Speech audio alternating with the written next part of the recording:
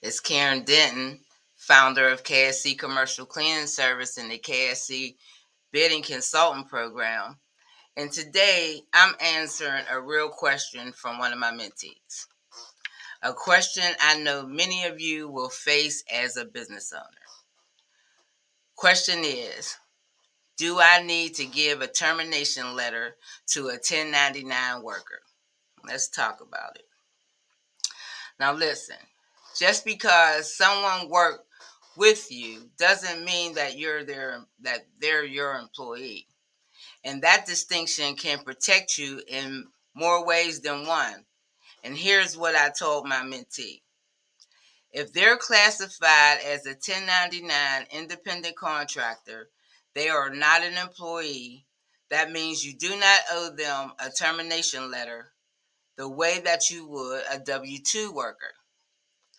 But however, they can request documentation of contract closure or end of working relationship for their own records or for unemployment filings. But let me just tell you what I would do. Now, I would send a simple contractor disengagement notice.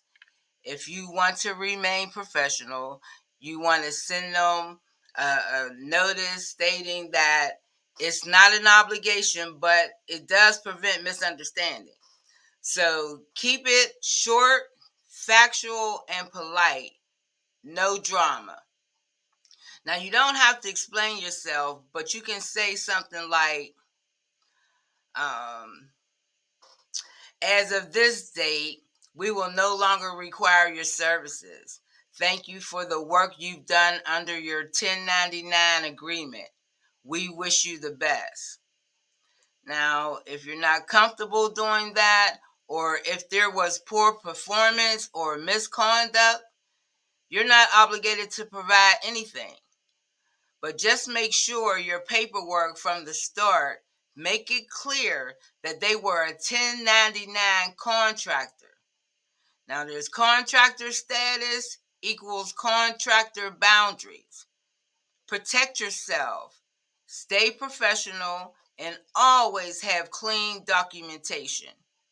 If your business is in order, when people threaten you with lawyers and all that stuff, and you know your business is in good standing, let them go. Just make sure your paperwork is on point. Make sure your business is legit. So let me know in the comments if you ever dealt with this, and if you need help managing 1099s in your cleaning business, I got you. So don't forget to like, comment, and subscribe, because this is the kind of real world info that you don't get taught in class. So stay tuned for more info.